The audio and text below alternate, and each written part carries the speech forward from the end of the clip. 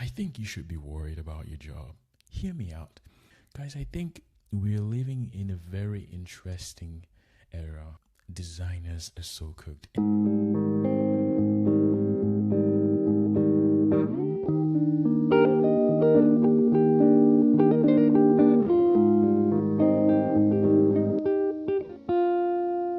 What's up, my gorgeous friends on the internet? Hello, everybody. Welcome back to Code with Bro. Now, today we are not having a long video. We're having a very short video where we're covering Gemini 3. And in this video, I just want us to have a glimpse of what Gemini 3 is capable of doing.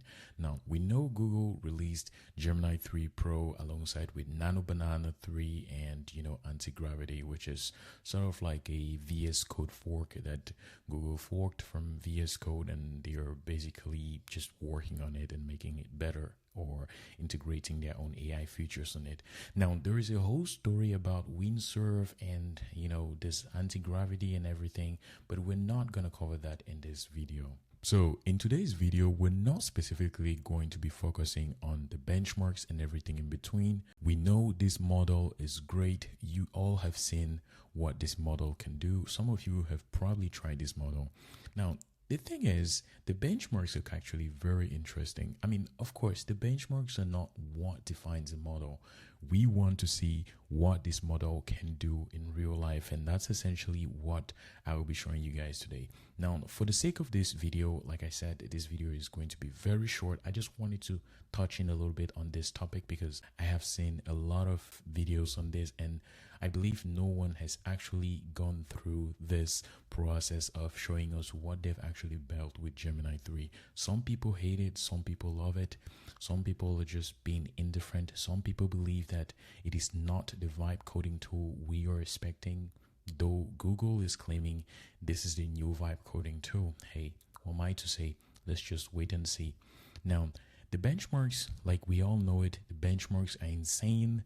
The AGI benchmarks as well are insane. I'm not sure if I can pull that, but I'll maybe perhaps attach a picture of that. But it is incredible. Again, it is insane. Gemini 3 got me really worried about our jobs, and those who think that AI is probably not gonna take our jobs, you guys should probably rethink on that, because I believe Gemini 3 is genuinely coming for our jobs. Now, let's head straight forward to showing you what this model has done for me and what are my thoughts on this model.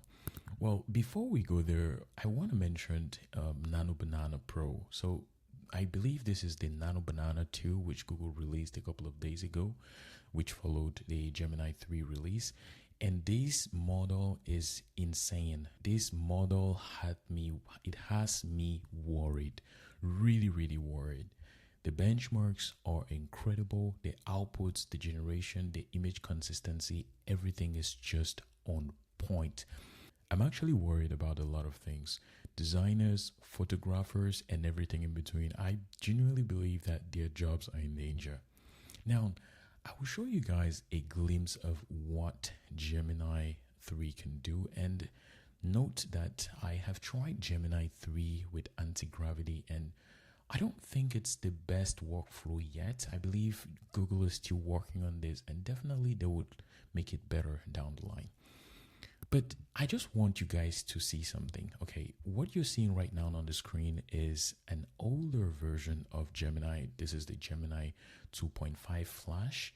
And I essentially, I'm kind of a lazy person. We all are lazy as humans, of course. But I wanted to create this thumbnail image generator with Gemini 2.5. I did this when Gemini 3 wasn't out yet. And it works basically, you just try to upload an image. I'll try to select one image here, and this image, for example. So this is a picture of me, which was generated with a fine-tuned LoRa adapter as base model, the Flux Dev model from Forest Labs, I believe. Now, this is a very basic tool, right? I prompted it. This is a one-shot prompt. I prompted it to generate me a thumbnail editor that uses AI and all whatnot. And look at what we get. We get forward and backward, do and redo straight out of the box. It's nice and good. I can say, make him wear glasses. I can generate, and it's gonna work. But while this generates, I'm going to show you the other version of this same tool, the same prompt that I used to generate a thumbnail editor with Gemini 3. And guys, bear with me, this is mind-boggling. Now, this is what Gemini 3 generated. Now, if you're looking at this and you're a front-end developer, I think you should be worried about your job. Hear me out. This was a one-shot generation, and it is beautiful, minimalistic, everything. This is everything you would want to see into an MVP product. It looks nice, very, very minimalistic, and everything in between. So I'm going to select the same image here. I'm going to select the same image here, and here's the image I selected. Immediately we see a couple of tabs. Here we even see the colors.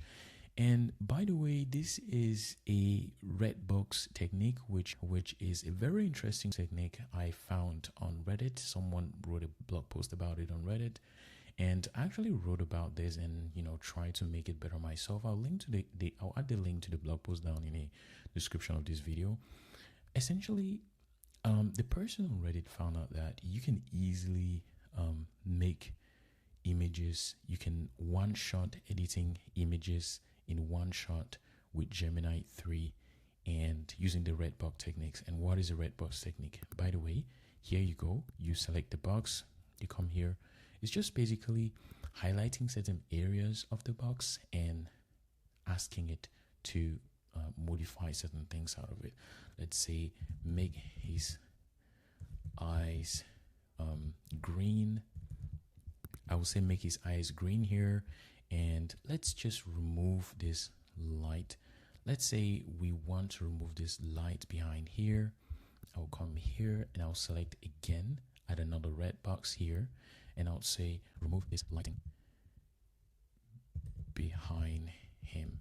Okay, and I'll just click generate. Guys, look at how this UI is much better. Look at this. It is way, I would say 10 times more. It is 10 times better than what the Gemini 2.5 Flash gave me. And while this one works, honestly, I wouldn't say this is the best version of it. It looks very AI generated. Whereas the next one that I generated with Gemini 3 looks absolutely amazing. Look at this. Guys, look at this. It even gives me a line. I can just basically drag it and see the difference, the original and the previous one. I think designers are so cooked. And guys, this is just the beginning.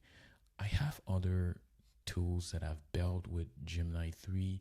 It is just amazing. Now, to wrap up this video, I actually noticed that antigravity, I've tried antigravity and I noticed that antigravity is actually good. But the problem with antigravity is I notice it works a lot more with Google tools, and Google, of course, it's a Google tool, of course. But when you want to generate maybe a template with Vite, Next.js and things like that, it's not entirely the best. And sometimes when it bumps into an error, you try to direct it to do what it has to do, it just hallucinates and just stops working. Like an error just pops up and says the agent stopped working, just like that. Now, I have been using the Copilot on VS Code, and I think that one is actually way better. But who am I to say? Let's just wait and see. Guys, I think we're living in a very interesting era where AI is just taking over. People are scared for their jobs and everything. And I look at this. If you just look at this, if I was a designer, I would genuinely be scared for my job. Look at what I one-shot at with Gemini Pro 3. It is insane. Now, that's it for this video. I'm not going to be talking a lot more about this. I'm genuinely scared. This model is insanely good. Google cooked, and I'll be making a follow-up video detailedly testing this. If you want to see that video, make sure to hit the like button, subscribe to this YouTube channel so you would get notified when I publish the video. Thanks for watching this video, and see you in the next one.